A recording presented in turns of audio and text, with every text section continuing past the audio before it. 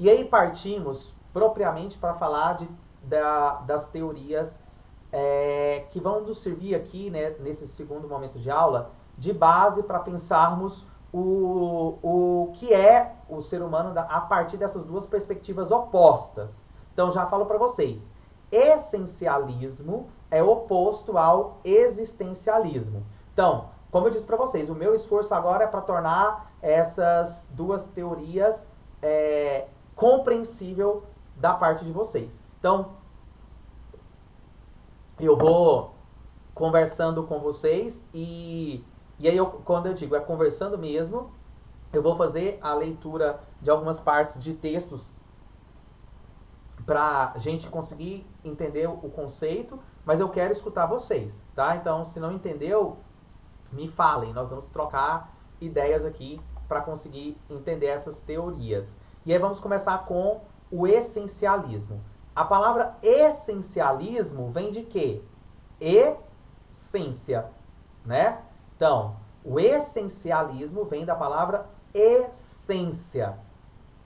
O que o essencialismo, ou seja, a palavra que vem aí é essência, responde? De que todo ser particular, então todo ser humano ou não humano, animal ou não animal, tem uma essência pronta. E essa é a nossa herança filosófica grega, né?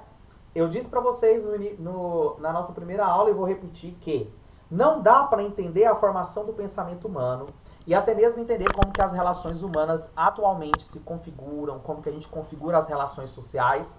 Não dá para entender nada, absolutamente nada disso, se nós não considerarmos que nós somos filhos do nosso tempo e do nosso espaço.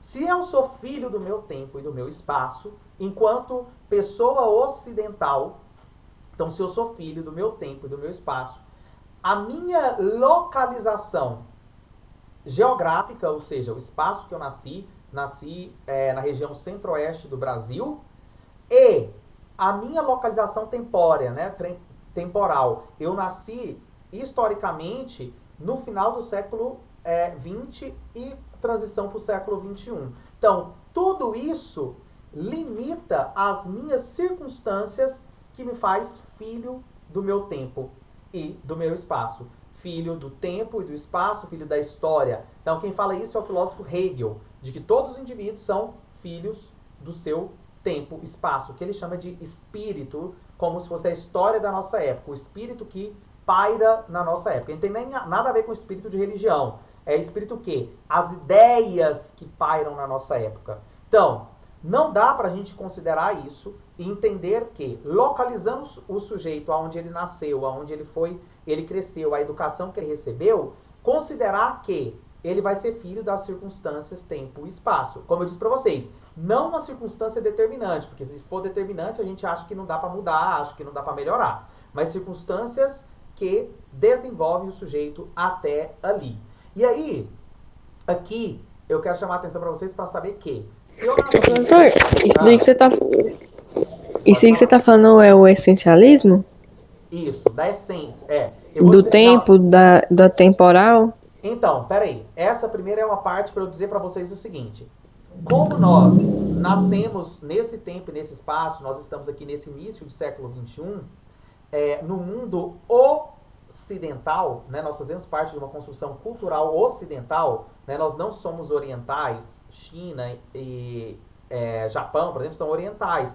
Eles recebem a influência de outros filósofos, eles recebem a influência de uma outra civilização, de uma outra cultura, de outras religiões. Por isso que o modo de vida de lá é diferente do modo de vida aqui. Por quê? A cultura de lá, ou seja, a forma de fazer a vida lá, é influenciada por outros aspectos que não os nossos. Então nós somos ocidentais. E como ocidentais, todos nós somos greco-romano, judaico-cristãos. O que isso significa? O que isso significa? Que nós somos filhos da Grécia, filhos de Roma, filhos do judaísmo e filhos do cristianismo. independente se você vai numa igreja cristã ou não, você é atravessado pela socialização geral do que é o cristianismo, do que é a moral cristã, né, o que é certo, o que é errado, a forma de casamento, tudo isso passa por você, independente da religião. Então aqui nós não estamos falando da influência da religião em si, mas em sim a influência da cultura religiosa, que é totalmente diferente. O que é a influência da cultura religiosa? Olha, por exemplo, o nosso Estado, apesar de ser um Estado chamado de laico desde a proclamação da República, não é laico de fato, né? Porque a gente sabe que as leis, os feriados, tudo isso foi construído a partir do cristianismo. Então, o que eu quero que vocês dêem conta aqui nesse primeiro momento dessa segunda parte da nossa aula? De que nós somos consequências de um contexto social e histórico greco-romano judaico-cristão. Greco-romano judaico-cristão. Grego, Grécia, a base da formação do pensamento racional. Romanos, a base da formação do direito, da justiça, da configuração da república, né, do res, coisa pública, e aí interfere na nossa democracia moderna também, na nossa forma de fazer política, na nossa linguagem, né, o vocabulário que nós usamos, na nossa forma de pensar, que é aristotélica, lógica, pensar em causa e efeito, ou seja, consequência, do ato e potência, tudo isso é base da filosofia. Então, como eu disse para vocês, nós somos filhos dessa Grécia, filhos dessa Roma e filhos do povo hebreu. Quem que é o povo hebreu? É o que começa a desenvolver a noção de um Deus único na história, e isso vai marcar politicamente todo o processo. Então, como a gente nasce e vive numa parcela muito simplória do tempo, a gente acha que sempre as coisas foram assim. A gente tem dificuldade de entender que a gente vive apenas um pedaço da história e as coisas já foram totalmente diferentes do que são, como provavelmente serão posteriores. E aí, dado conta que a gente nasceu dessa influência grega, os gregos, os filósofos gregos, os principais filósofos gregos, defendem essa ideia, que é uma ideia que também vai servir para o cristianismo defender na Idade Média, que é a ideia de quê? De que tudo tem uma essência. O que é a essência? Essência seria uma característica indispensável, uma característica que a coisa não pode perder, porque se ela perder, ela deixa de ser o que é. Então, assim como eles defendem que por exemplo, o Aristóteles vai usar a finalidade das coisas para pensar qual é a essência dela. Então, peraí, qual que é o fim último da caneta? Então, o fim último da caneta é escrever. Logo, se ela perder a sua característica de ser um objeto que escreve, ela deixa de ser uma caneta. Então, ela perde a sua essência. Então, a essência seria, para os gregos, o que determina o ser. Aí até que tudo bem, né? A essência é o que determina o ser. Agora, é preciso que vocês reconheçam que os gregos defendiam que caneta ou pessoas têm uma essência pronta, dada por natureza. E caberia ao ser humano descobrir qual é a sua própria essência, qual é a sua vocação e se aplicar nisso. Então, e aqui a gente caminha por alguns perigos. Por exemplo, Aristóteles dizer que tem gente que tem essência de ser escravizado. Tem gente que nasceu para ser mandado e gente que nasceu para mandar. Olha o absurdo que esse filósofo fala. Então não é porque o filósofo falou que é verdade. Né? Hoje é um absurdo a gente acreditar nisso. De que alguém nasceu para ser escravizado, tem essência para ser escravizada. Então, essa base da filosofia influenciou todos os séculos, influenciou, inclusive, o nosso século. E influencia até hoje, né? Tem gente que ainda defende isso, até na escola. Alguns professores dizem, você tem dom para isso, você não tem... E essa noção de dom vai marcando os outros como, se você tem dom para leitura, significa que o outro não tem. Né? Então, se você tem dom para matemática, o outro não tem. E aí perde no carimbar do dom, perde a possibilidade de desenvolver habilidades. Porque se você não tem essa habilidade desenvolvida como um dom, você pode duvidar muito se você vai conseguir desenvolvê-la como uma habilidade a ser adquirida. né? E aí, voltando aos gregos, né? Então os gregos defenderam isso. Depois os gregos foram utilizados pelos os primeiros padres do cristianismo para transformar a filosofia cristã em uma filosofia desculpa, a filosofia grega em um pensamento cristão, e aí tem o desenvolvimento do queda do Império Romano e início do cristianismo, o poder do cristianismo. Então, uma doutrina filosófica essencialista é a qual particulares, ou seja, pessoas, cadeiras, árvores, números, caneta, copo, computador, qualquer coisa, tem pelo menos algumas propriedades essencialmente. Isso é, uma natureza própria. Os clássicos gregos, Sócrates, Platão e Aristóteles, que são os três porquinhos da filosofia, né? Os três clássicos, Sócrates, Platão e Aristóteles. Tem uma aula que eu vou falar especificamente do que é a ética para cada um, tá? Hoje eu quero que vocês entendam que a ética para eles, para todos eles, ela é universal. Universal porque acredita que o ser humano tem uma essência pronta, né? O Sócrates pergunta, qual a essência do ser humano?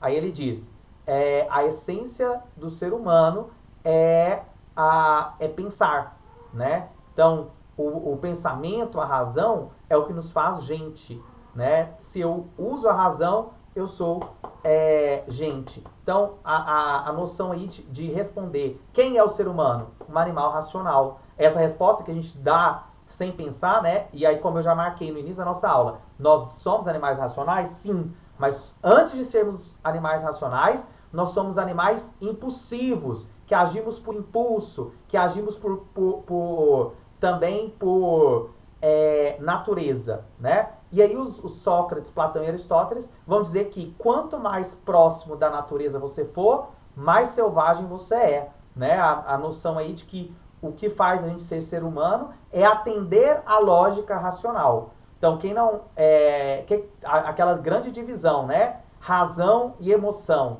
Quem age por razão é considerado superior e quem age por emoção, né? Quem é colérico, né? Quem age por impulso é considerado inferior. Apesar de discordar disso, gente, enquanto professor, enquanto filósofo, enquanto psicanalista, né, sobre essa doutrina do essencialismo, a gente vai ver que a maioria dos meios, dos grupos sociais, acreditam, reproduzem o essencialismo. Essa ideia de que a gente tem uma essência pronta, né? Não é incomum a gente encontrar pessoas defenderem, por exemplo, de que o ser humano não tem jeito, né? Aquele velho ditado, pau que nasce torto não se endireita, ou ainda, né, que uma vez criminoso, sempre criminoso, ou que as pessoas não mudam. Essa é uma visão de essência, de achar que as pessoas têm uma essência pronta e elas só reproduzem. Entra também essa ideia de essência numa visão que o cristianismo já defendeu, como se a gente tivesse uma predestinação, né, ou um karma do budismo lá para a gente seguir, né? Tem uma essência pronta e aí a gente, nessa O que noção, seria um karma? um karma é como se você tivesse algo para Um pagar. karma. O karma é algo muito presente no espiritismo também, que é a ideia de como se você tivesse algo para pagar, né? Então você tem aí uma culpa, uma missão, algo que você precisa pagar para se desenvolver. E aí seria o karma. E aí, então, e essa ideia de karma, ela vem inclusive da filosofia. O Aristóteles, o Platão acreditava em algo de reminiscência da alma. Ele falava que a alma iria se purificando, que é bem próximo do cristianismo. Se a gente vai estudar, pessoal, os filósofos, a gente vai ver o quanto que as religiões elas partem da filosofia. Até aqui tudo bem? Tranquilos? Então, os clássicos gregos. Sim. Tá? Os clássicos gregos, pessoal, Sócrates, Platão e Aristóteles, são tipos de fundamentos essencialistas. Mas como eu falei para vocês, não é só os filósofos, está na religião, está na moda, né? Está na estética. A nossa sociedade defende a ideia de uma verdade só, né? De dizer que para ser bonito tem que estar vestido assim ou assado, tá vestido tal segundo tal qual manda a moda. Então, tudo isso é herança desse ideal, né? Atender a esse ideal, que seria atender à essência. As primeiras ideias filosóficas essencialistas foram defendidas por Sócrates, né? Então, o Sócrates, como eu disse para vocês, ele pergunta: qual é a essência do ser humano? A essência do ser humano é a sua razão, né? Então, a essência do homem seria aí pensar. O homem, por quê? Ele fala: o homem é a sua alma. Alma para os gregos não tem uma conotação de espírito, de vida nesse sentido pós-morte. Alma para eles é a parte que nos faz movimentar, né? Seria a parte imaterial. Então a alma é como se fosse a razão.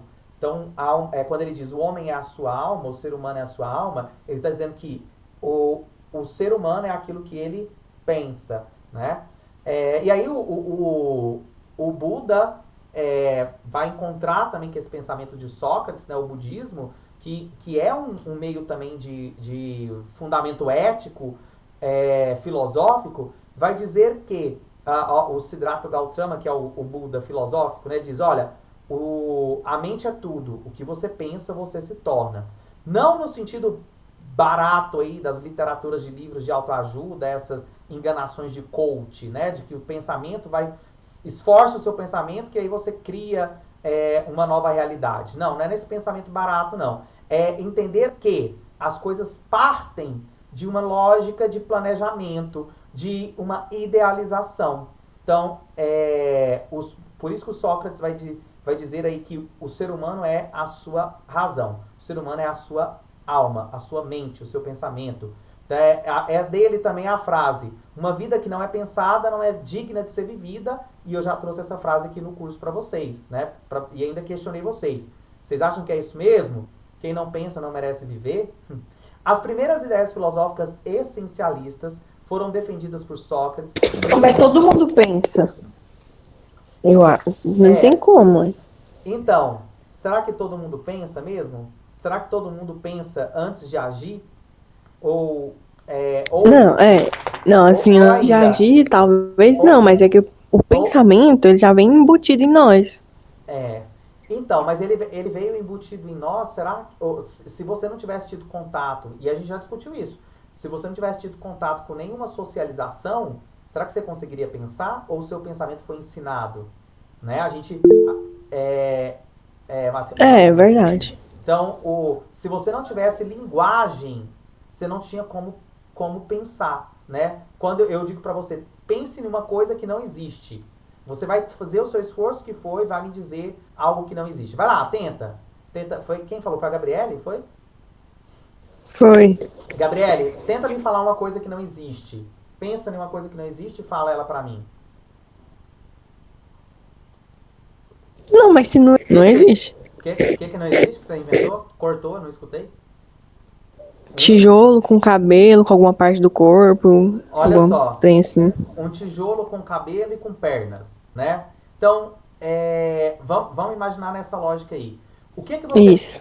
Isso, o tijolo com cabelo e pernas não existe. Mas existe tijolo, existe perna e existe cabelo. Você apenas fez associação de coisas que existem para falar de algo que não existe. Então, a mesma coisa vai se dar também no campo da vida pensada, né? Você só vai ser possível de ter uma comunicação, um raciocínio, se você tem linguagem para falar. E você só vai ter linguagem se você passou por uma socialização. Se você teve um grupo que te ensinou a falar, que te ensinou a dar nome às coisas, né? Você chama verde de verde e não de red, porque de green, né? Ó, trocando. Você chama verde de verde porque você aprendeu essa linguagem. Então a gente recebe nomes, né? Você recebe nome, por exemplo, você é chamada de aluna, né, no curso técnico, então você recebe esse nome, pega esse nome, mas você também aprende a dar nome às coisas. Então a gente foi ensinado a pensar, foi ensinado a julgar a partir do que pensar, né? Então por isso que o Sócrates vai dizer: uma vida não pensada não é digna de ser vivida. Então muita gente pensa depois que agiu, porque nós somos muito adestrados para se sentir culpados, né? Inclusive quem critica isso é o Nietzsche, de que a nossa cultura ela vive muito pedindo desculpa, né? Ah, desculpa, nossa, desculpa, ou licença para tudo, desculpa para tudo. Tem gente que pede licença porque chegou e pede desculpa porque tá indo embora. Tipo, mas por que você tá pedindo desculpa? Ah, desculpa que eu tô indo embora. Ah, mas você tá querendo ir embora porque você tá me pedindo desculpa? Ou licença, licença por quê? Tipo, oi? Então, a gente é ensinado essa culpa de um crime que a gente não cometeu, e tudo isso por quê?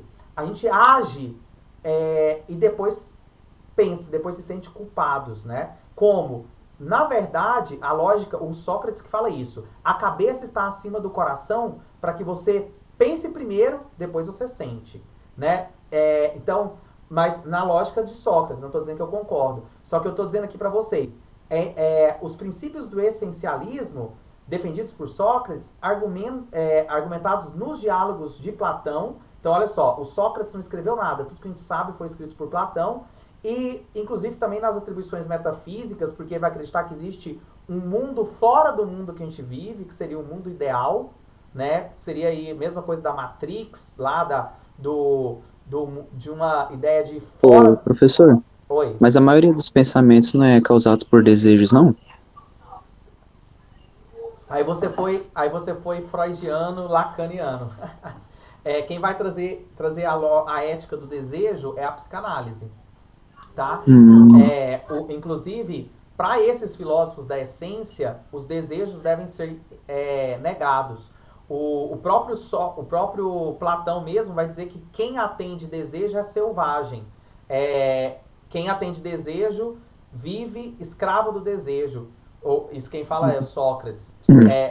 Aliás, então, o Platão. pensamento, então, pelo visto, Sócrates ele não anulou, mas falou que até para, digamos assim, até para os desejos tem que se pensar a respeito deles. Sim, sim, exatamente. E a gente é Então, adest- a pelo, gente, a gente é adestrado para isso, né? Por exemplo, desejos fisiológicos. A gente é ensinado desde criancinha a controlar as suas pulsões fisiológicas para não fazer xixi na roupa, para não defecar em lugares públicos. Então, até o nosso desejo instintivo selvagem, ele recebe um tipo de adestramento para um, um funcionamento no meio social, certo? Aí o Mateus disse, às vezes eu fico viajando se existe um outro plano, um mundo paralelo. Então, para o Platão, que é esse aí do meio, ó, esse mundo paralelo existe. É chamado de metafísico. O que é a palavra metafísico, né? A palavra meta vem de além. Então, além do físico. O que seria isso? Para ele, e inclusive depois, gente, isso é 3, 4 séculos antes de Cristo, tá? Então é antes de Cristo. Mas depois o cristianismo vai usar essa ideia dele para falar sobre céu e terra, né? Vontade de Deus e o ser humano. Porque o que o Platão fala? Que existe um mundo paralelo, e nesse mundo paralelo, que é o mundo das ideias, tem a ideia perfeita de todas as coisas. Então, existe a ideia perfeita do que é uma caneta no mundo das ideias. O que eu tenho aqui na minha mão é uma cópia imperfeita da ideia, ou seja, do ideal de caneta, que está num outro plano, que está no que ele chama plano das ideias. Para ele, o que é físico passa e acaba, mas as ideias são imortais. As ideias são fixas e eternas. Então, e percebe que nessas ideias fixas, a noção de que é céu, que depois foi adaptado pelo cristianismo para defender os argumentos em favor de céu e terra. Mas o que eu preciso que vocês reconheçam aqui? Que esse essencialismo, essa doutrina filosófica que influencia a nossa forma de pensar, nos ensinou que existe um certo e um errado metafísico, ou seja, além da matéria, além da história, além da experiência, além da sua opinião, como se fosse, e aí não é como, né? É exatamente isso, a noção de defesa de um universal, um comportamento único para todos. E aí o Platão, esse aqui do centro, como diz o Nietzsche, né? Tudo que a gente vê depois de Platão vai ter sempre uma referência a ele. Por isso que ele é chamado aí do grande filósofo do mundo ocidental. Por quê?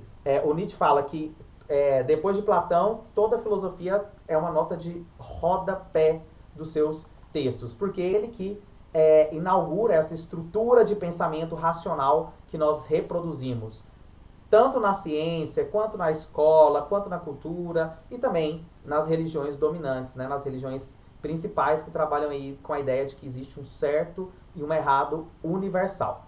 Aí, pessoal, Sócrates argumentado nos diálogos de Platão, né? A gente só conhece as ideias de Sócrates porque Platão escreveu sobre ele. Ele não tinha, o Sócrates não tinha compromisso de escrever nada. O Sócrates foi, só que rapidamente eu vou falar mais dele, mas ele foi escultor, que era a profissão do pai. Depois ele foi soldado, militar. E só na velhice que ele saiu nas ruas de Atenas falando que tinha recebido um chamado do alto para tirar as pessoas da ignorância e levá-las para o conhecimento.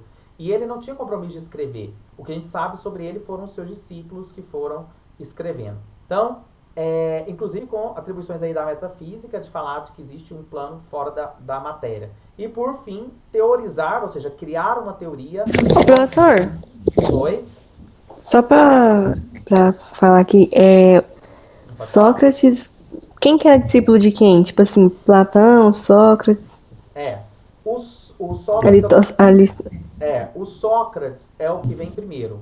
É Sócrates, inclusive aqui Ah, tá. aqui na Então o Aristóteles e o Platão eram os discípulos. Aristóteles, isso. Essa estatuazinha aqui minha, ó, quem tá olhando a can aí, é do Sócrates. Então, Sócrates é o que vem primeiro, né? Seria a ideia do pai. Então, Sócrates, o Platão, ele é discípulo do Sócrates. Quando o Sócrates foi condenado à morte, porque o pessoal de Atenas disse que ele era corruptor, ele ensinava os jovens a serem rebeldes, que a filosofia dele iria provocar uma revolução na política, ia mudar as pessoas. Então eles mataram ele teve que tomar um veneno chamado cicuta. Quando ele morreu, o seu discípulo mais próximo, que é o Platão, tinha 20 anos. Aí Platão continua, funda uma escola, que então não tinha escola filosófica, ele funda um grupo, né, que vão discutir filosofia, e aí depois vem o Aristóteles. O Aristóteles é discípulo do Platão. Então... Entendi. Primeiro o Sócrates, depois Aristóteles. Não, primeiro Sócrates... Não, Platão. Platão e depois Aristóteles, né?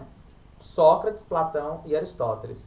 O Aristóteles é o último. Entendi. E o Aristóteles é o que vai dar conta de mais teorias. Ele teoriza, ele cria teorias sobre ética. Inclusive, porque esse é o Aristóteles. Ele que desenvolveu a palavra política. Ele tem um livro que chama Ética Nicômaco, que é uma homenagem que ele faz para o pai, que chamava Nicômaco, era um médico da Macedônia. Foi o médico do Filipe II, né, do rei Filipe II da Macedônia. Então ele escreve um livro em homenagem ao pai, também em homenagem ao filho, que tinha o mesmo nome, Nicômaco, que ele chama de Ética Nicômaco, falando sobre como é importante viver com justiça, controlando, sempre estar entre o excesso e a falta, né? Isso é a virtude. Aí ele escreve sobre as virtudes, que depois o cristianismo vai chamar de santidade, né? Quando os filósofos cristãos vão escrever reescrever o que ele escreveu, eles vão trocar a palavra virtude por santidade, a palavra vício pela palavra pecado, né?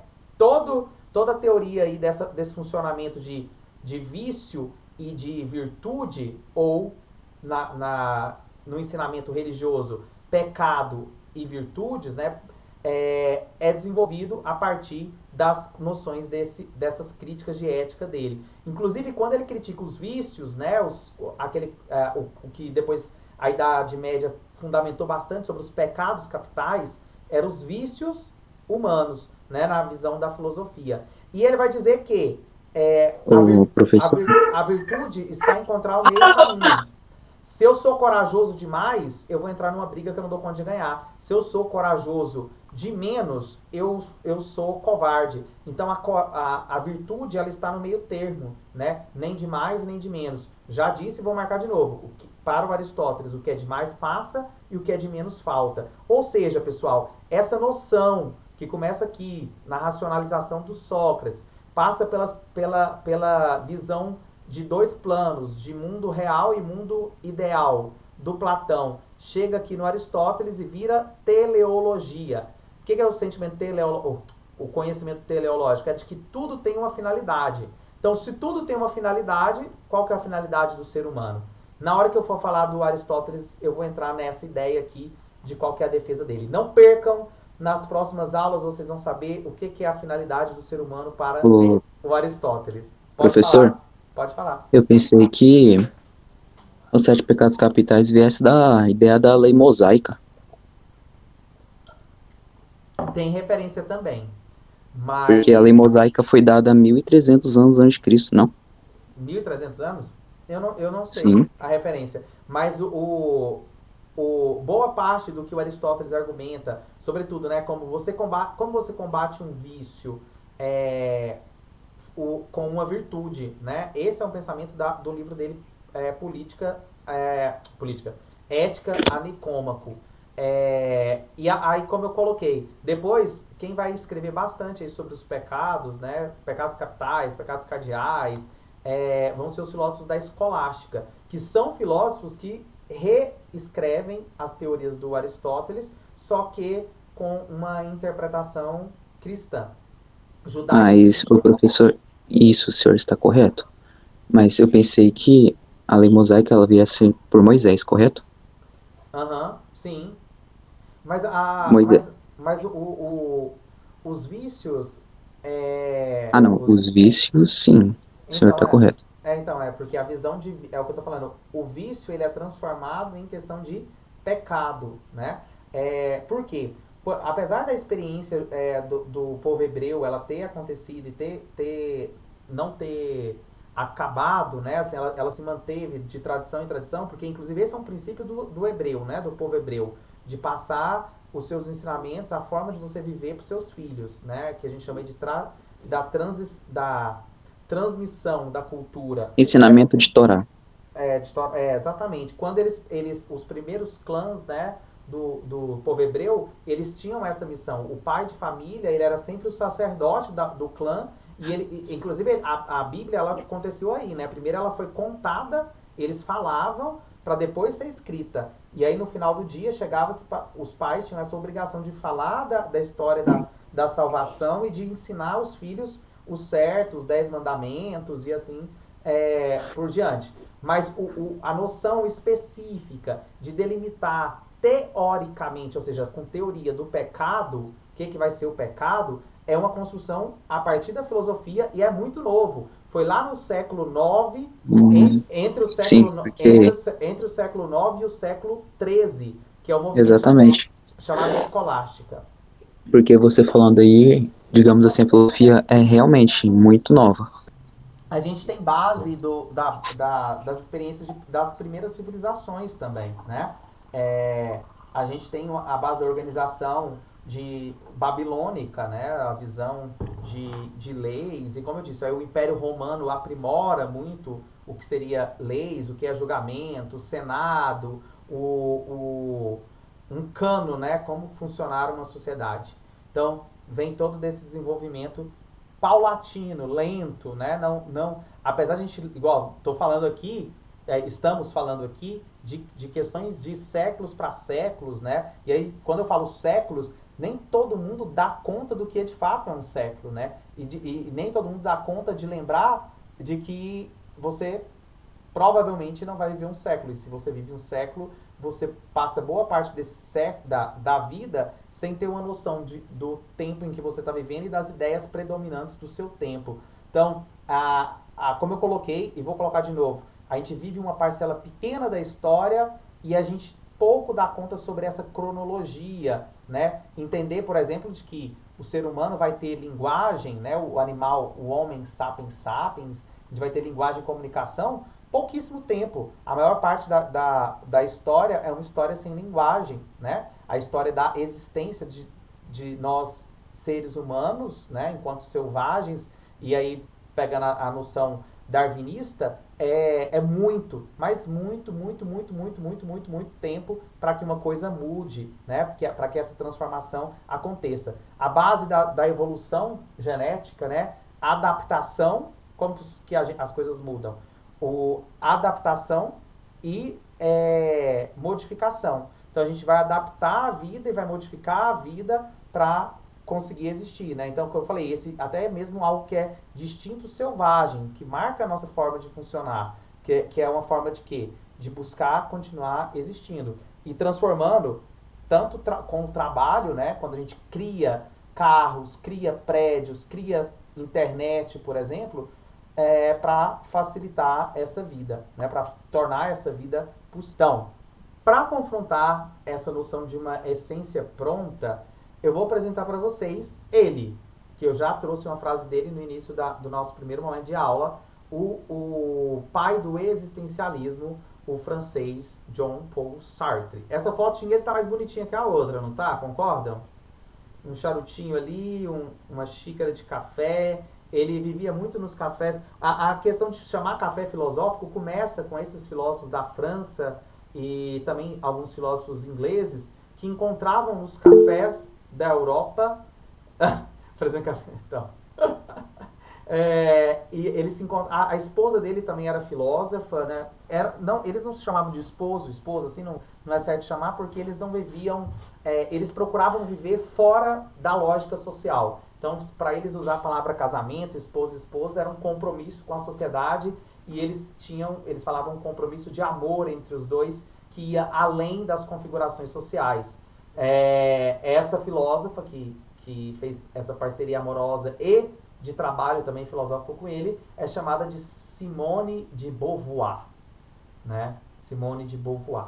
E aí o filósofo Jean Paul Sartre, no existencialismo filosófico do século XX, define o entendimento de que, olha só, a essência precede a existência precede a essência. O que dá para entender aqui? O que vocês entenderam aí? A existência precede a essência. Vai lá, quero escutar. Quem que eu posso escutar primeiro? Taylor, por que hoje você não está participando? Me diz o que você achou aí, se você estiver acordado, claro. O que você entendeu tipo, aí? sei lá. Olha só, a existência precede a essência. Ó, a existência é você tá vivo. E a essência, tipo, a essência é o que você nasce, né? Você já nasce com a essência, né? Então, na teoria dos gregos, você nasce com essência. Aqui, pro Sartre, você não nasce com essência. F, né, chat? Olha só, o que você falou. A essência é o que você nasce. Se a essência é aquilo que a gente tem, então a existência, tipo assim, antes do que a gente tem, a gente existe, entendeu? Antes de ser o que a Porque gente é. a gente já existe. Uhum. Porque a essência é aquilo que a gente tem, né? Sim. É o que o outro filósofo lá falou, que é o que a gente tem, que a gente pensa. Sim. Então é isso aí. Exatamente. A essência como a nossa forma de pensar, a nossa forma de definir quem é o outro e quem nós somos.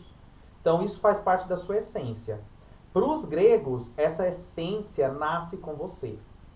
Para os religiosos, filosóficos da Idade Média, essa essência ela é dada por Deus, né? É uma essência dada por Deus. Mas continua ainda como a filosofia grega, acreditando que vem de fábrica, né? Brincando assim. O que o Sartre está colocando aqui? Uma inversão disso. Ele diz, primeiro a gente existe, depois a gente cria uma ideia sobre a existência. Então, por isso que a existência precede a essência. Ou seja, diferente dos outros animais que nascem com a essência pronta, né? A vaca já nasce com a essência pronta. As condições de vida dela já coloca ela para fazer e ser aquilo que ela foi, bem abre aspas aqui, ó. Olha as aspas. Professor, desculpa aí. Ela foi destinada a fazer. Pode falar. Que tipo, quando, tipo, a gente nasce, né? Só que a gente nasce com o nosso próprio jeito, com a nossa essência, no caso, né? Mas só que, tipo, Então, eu acho Taylor, para aí pra você entender. Para os gregos é isso. Para os gregos, você nasce com essência. Para o Sartre, a sua condição de vida que vai criar essa essência. Entendeu? Então, Entendi. A criação, né? No caso, seria meio que a criação. exatamente. O seu meio de socialização, a sua Eu também acho. a linguagem que você recebe, que vai te dizer qual vai ser essa essência. Então, o que a gente tem aqui? Agora que eu entendi. Então, é por isso que eu falei, vocês têm que falar o que vocês estão entendendo para eu conseguir ajustar e vocês entenderem. Tá roubando meus votos, hein, professor? Voto nesse cara aí. Sartness. Então, olha só, não é que a gente não tem uma essência. Não é que o existencialismo acredita que o ser humano não vale nada, né? Apesar que ele também acredita nisso. Que não é o tema da aula de hoje, mas ele acredita que o valor do humano ele é uma ficção também, né? Mas vamos lá. Primeiro a gente existe e depois a gente inventa um significado para essa vida.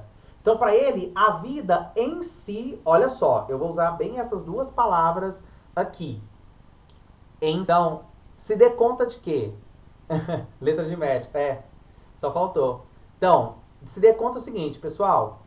O ser para Sartre, em si, isso é pro existencialismo geral, tá?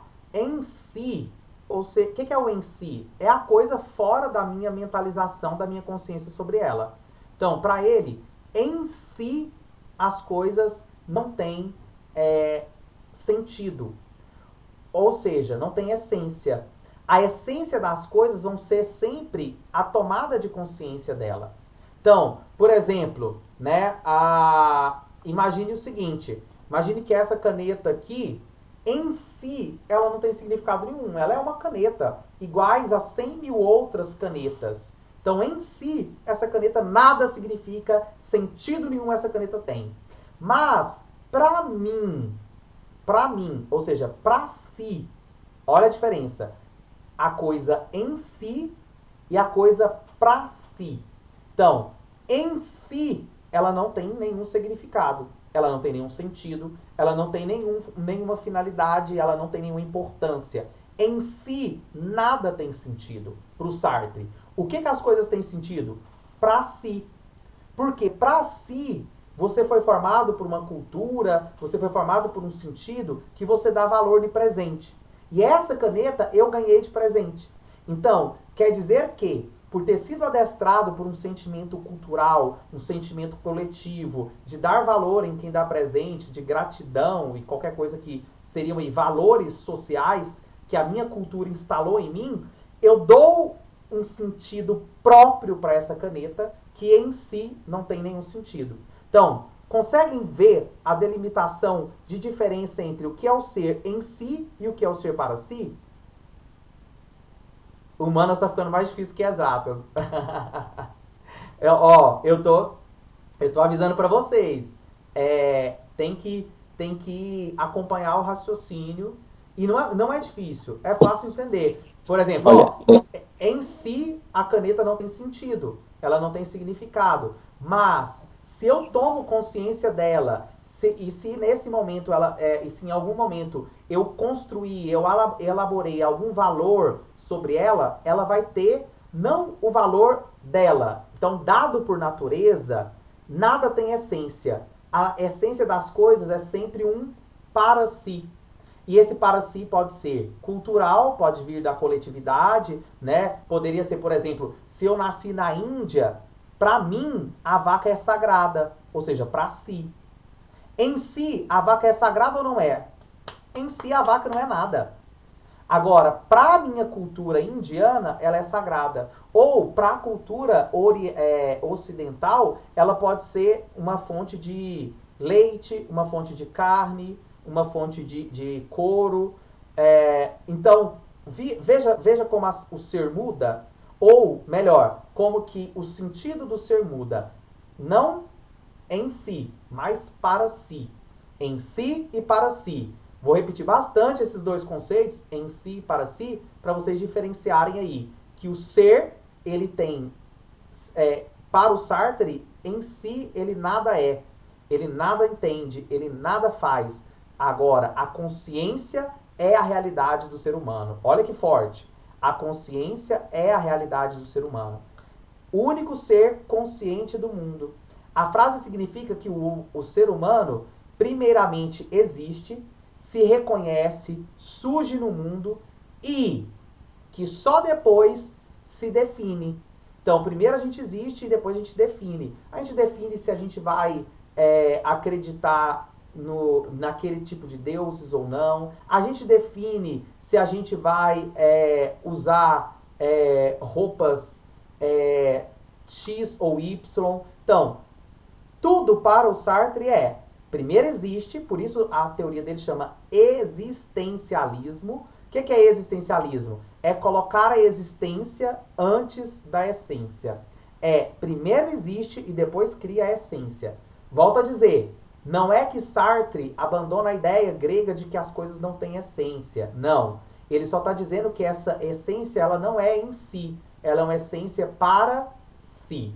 O homem, o ser humano, tal como o concebe, ou seja, como ele surge no existencialismo, né, como existencialista, se não é definível, é porque, primeiramente, não é nada. Então, naturalmente, o ser humano nada né? Apenas mais um animal.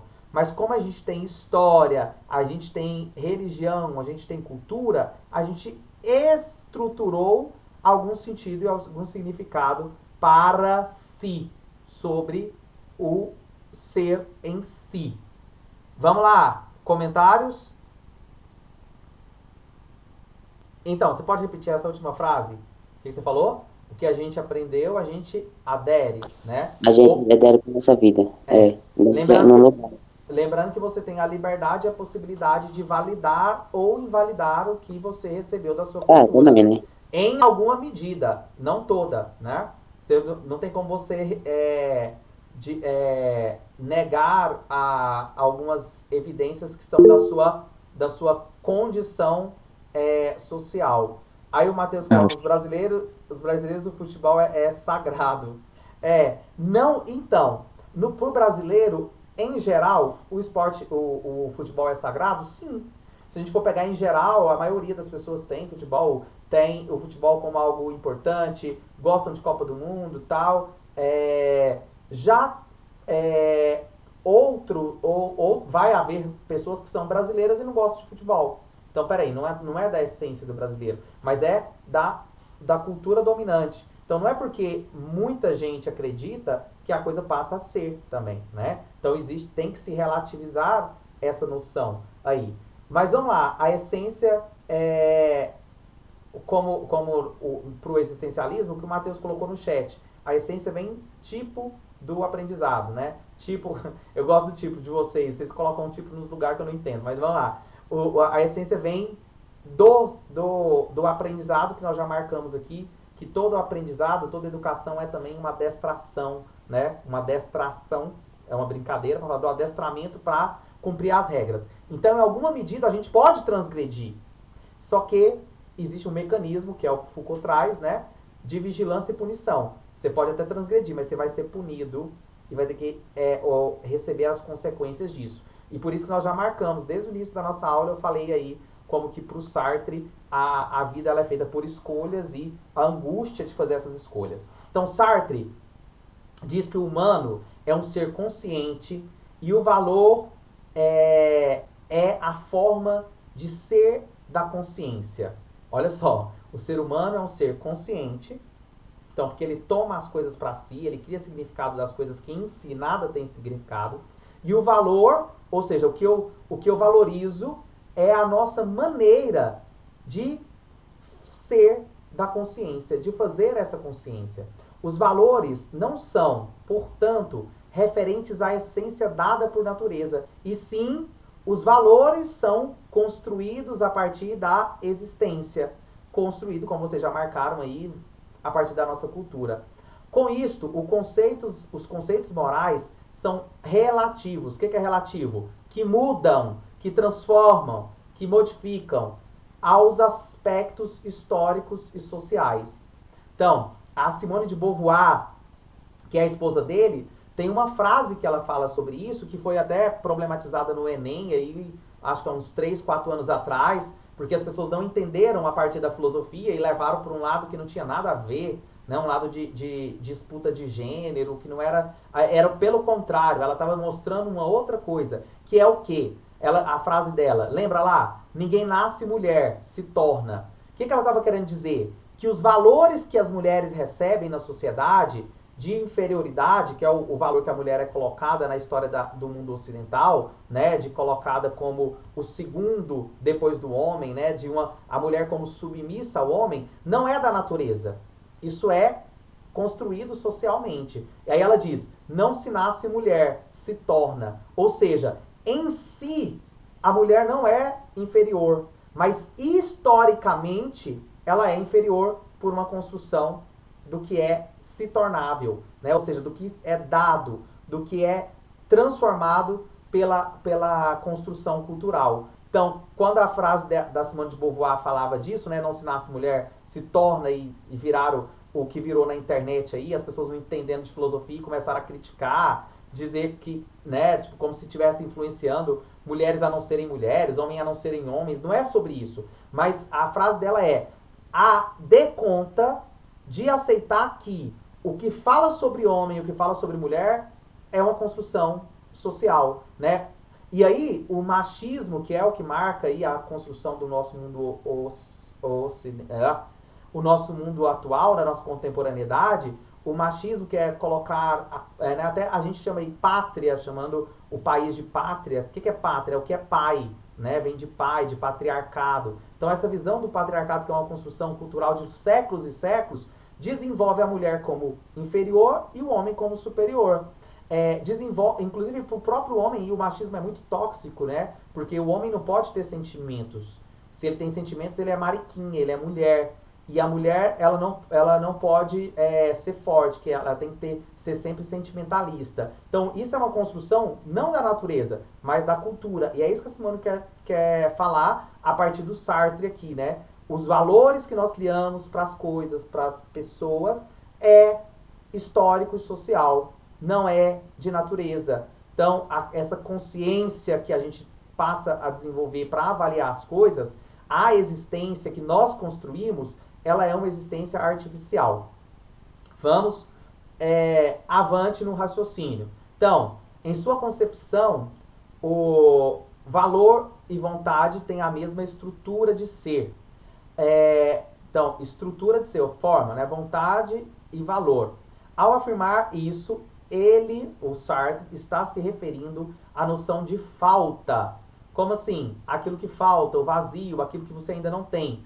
Que acredita ser o elemento comum a todos os conceitos. Para ele, a gente é ser da falta, ser da angústia, porque a gente nunca é completo. E que bom, não se sentir completo nos faz colocar alguma coisa para buscar significado e buscar sentido, buscar conceitos. Então, é essa procura de valores e vontades que faz a gente construir conceitos. E segundo o filósofo, nós atribuímos valor àquilo que nos falta, da mesma forma que temos vontade daquilo que não possuímos, né? Ou seja, é o não realizável, é ainda não ser um técnico em administração que faz você estar estudando técnica em administração. Então, é sobre a sua falta, pois se temos essa coisa, não a desejaremos, né? Se você já tivesse um curso técnico em administração, você não estava aqui estudando com a gente. Então, nós estamos estudando porque nos falta. Então, é a falta que nos move. Essa grande falta que o ser humano fica aí falando, nossa, parece que eu estou me sentindo incompleto. Para o Sartre, é o motorzinho que nos movimenta. Porque é se dando conta do que você ainda não tem, é se dando conta do que você ainda não é que você vai ser possibilitado de ser, de construir, de fazer, de elaborar, de desenvolver. Então, o ser da falta, né? Para o Sartre, além de a gente não ter significado pronto por natureza, a gente nunca vai ter um significado pleno das coisas. Muito pelo contrário, o que nos movimenta é continuar perguntando, continuar procurando o significado, é continuar desejando, é continuar sonhando. Sonho realizado é sonho frustrado. Eu vou ser feliz quando eu terminar meu curso técnico. Eu termino, e agora? Ah, eu vou ser feliz então quando eu terminar a faculdade. Você vai fazer uma faculdade, fica lá 5 anos, aí você vai deixar para ser feliz depois. Então, assim, se você coloca a sua expectativa de vida num pódio, numa chegada, quando eu casar, quando não sei o quê. Esse que o Sartre fala, né, que é uma invenção, uma ficção que você vai colocando para aquilo que te falta, vai te movimentando. Só que você corre o risco de, e agora eu realizei? E agora eu sou um médico, sonhei em ser um médico agora. O sentido da vida acabou? Então o sentido da vida e da construção de um significado para si, por Sartre, se faz a partir da falta. É a falta que nos movimenta a estar sempre procurando construir algo sobre nós, um significado, um sentido, né, sobre a existência e sobre nós mesmos. Então, mediante o processo do vazio, é que o ser humano retorna a si e novamente lança-se à busca para preenchê-lo. Então, como eu disse, o vazio que nos move, isso também é da psicanálise lacaniana, né? De entender que existe o sentimento da incompletude. Para os gregos, o sentimento da incompletude é porque o Zeus fez todos os animais com uma finalidade. E o ser humano foi um animal criado pelos titãs, e depois Zeus viu o bonequinho de barro que o Prometeu tinha feito, né? Feito vários bonequinhos de barro, ele achou bonitinho, soprou sobre esses barros e deu espírito para esses barros e nasceu o ser humano. Como todos os animais estavam prontos e todos tinham uma finalidade na natureza, o ser humano nasceu vazio de significado. Isso é um mito que os gregos utilizavam para falar sobre o vazio de sentido, né, do ser humano. E aí, mediante esse processo de vazio, é que o ser humano retorna a si e novamente lança-se à busca para preenchê-lo, como fazemos diante dos desejos ainda não saciados, que se renovam e reacendem assim que o sentimento de satisfação se torna frio e evanescente, ou seja, que perde, né? Ou perde o sentido, cai o sentido, cai o significado. Nossa, minha vida naquela época era tão boa, meus amigos, o meu sentido da vida era aquele. A gente saía, encontrava, jogava um futebol, depois ia lanchar, comia uma pamonha ali, ficava trocando ideias. E aí, aquilo passou, agora já não tem mais sentido. E aquilo, né? O vazio, como você preenchia o seu vazio em uma determinada época, depois você tenta preencher esse vazio, não cabe. É exatamente porque a gente muda, a gente se transforma, e aí ventos passados não movem moinhos, né? Os seus sonhos passados, principalmente os sonhos realizados, não te motiva. Geralmente o que te motiva é o não ter, é ainda o que não conseguiu. Sendo essas as próprias fisionomias do ser da consciência humana. Esse processo constante de escolha consiste em uma necessidade.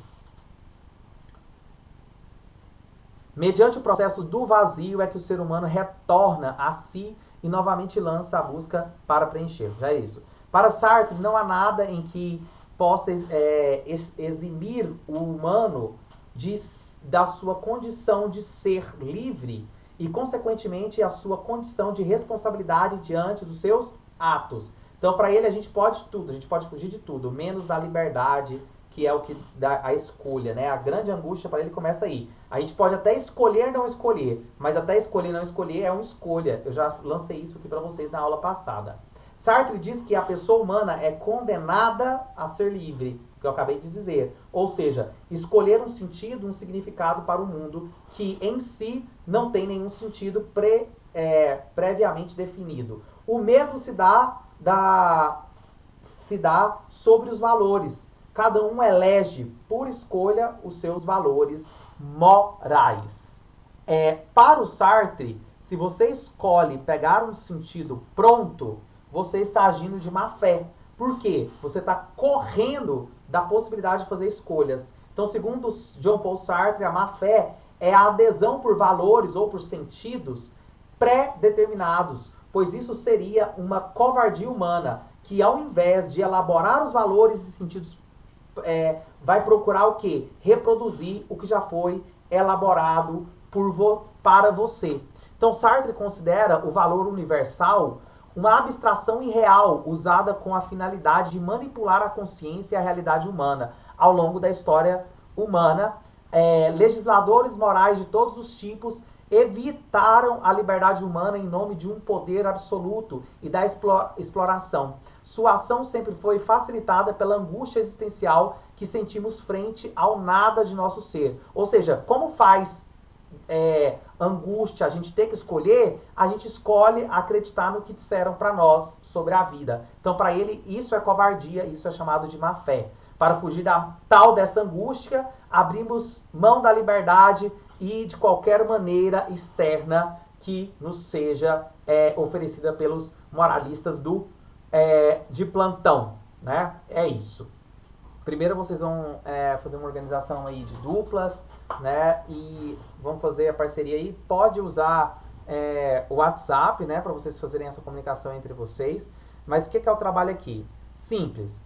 Vocês vão imaginar que você trabalha em uma empresa, ou pode ser também pensar, como eu coloquei aquela ideia de um ambiente escolar, e você recebeu o convite para uma comissão, né? Vai ser um grupo de pessoas que trabalham ali naquele lugar, para pensar o comportamento que eu falei, o clima organizacional, como que vocês, como que está o funcionamento da coletividade ali daquela equipe. Então, vocês vão dar conta e construir aí uma noção de um problema, tá? Então, crie em dupla um projeto para melhorar um problema ético na empresa. O que vocês vão fazer nessa aula? Hoje, vocês vão criar o problema. Então, vocês vão imaginar um problema de convivência, um problema de relações humanas, um problema que envolve também aí a questão de fazer a melhor escolha, de seguir um caminho que seja um caminho para melhor funcionamento daquela relação de grupo. Então, podemos pensar em problemas sociais, podemos pensar em problemas ecológicos, né? Que também são problemas éticos. E aí vocês vão criar o projeto amanhã, amanhã, na próxima aula. Hoje, vocês vão fantasiar, né? Vão criar aí uma problemática ética. Professor, o que é uma problemática ética? É só você imaginar o que interfere nas relações humanas que tornam essas relações humanas difíceis ou que tornam essas relações humanas impossível, né? Às vezes algumas relações humanas são até impossíveis se o problema ético for de intolerância e assim, de tudo que nós falamos. O que eu quero? Que vocês usem de tudo que nós estamos falando desde o início, desde a nossa primeira aula, e agora sejam em dupla capazes de reconhecer algum problema de ordem ética dentro das relações humanas. Turma, entenderam qual que é a atividade? Sim. Alguma dúvida? Eu não entendi. É só para criar um problema, né? Criar um problema ético dentro de uma convivência de grupo em uma empresa. Você vai imaginar uma empresa, pode até pensar em uma empresa de fábrica de sabonete, sei lá, qualquer coisa, mas eu quero que vocês sejam capazes de imaginar vocês exercendo a função de técnicos administrativos, técnicos de administração. Então, o senhor quer que a gente crie um... Pode terminar, por favor, desculpe. Pode falar. Eu ia falar que você quer que a gente crie um problema e tente resolvê-lo. Assim. Na verdade, vocês não vão criar, né? Vocês só vão identificar um problema que já existe nas relações humanas. Deu aí para entender? Então, vocês não vão tirar do nada. Vocês vão criar no sentido de fazer uma ficção, né? O trabalho vai ser uma brincadeira de você criar o contexto de um problema ético e escrever sobre isso. Professor, pode fazer relacionado ao futebol? Como assim ao futebol? Esse só pensa em futebol. Não, mas que bom Olha só, por que você pensa no futebol? Porque o futebol é a sua realidade, né? Mateus, como que você vai fazer um trabalho pensando aí no futebol? Imagine que você trabalha dentro de um clube de futebol. A comissão técnica. Imagina que você faz parte dessa empresa aí É uma empresa de futebol. Tudo bem. O segmento da empresa também é para vocês criarem. Pessoal, vai lá. Em 2 minutos eu vou mandar o link aqui. 2 minutos, agora mesmo. Eu vou mandar o link aqui no chat. E aí vocês vão responder em dupla. Aí na hora de colocar o nome lá, coloca o nome das 2 pessoas, tá? Que vão compor o trabalho. E é isso.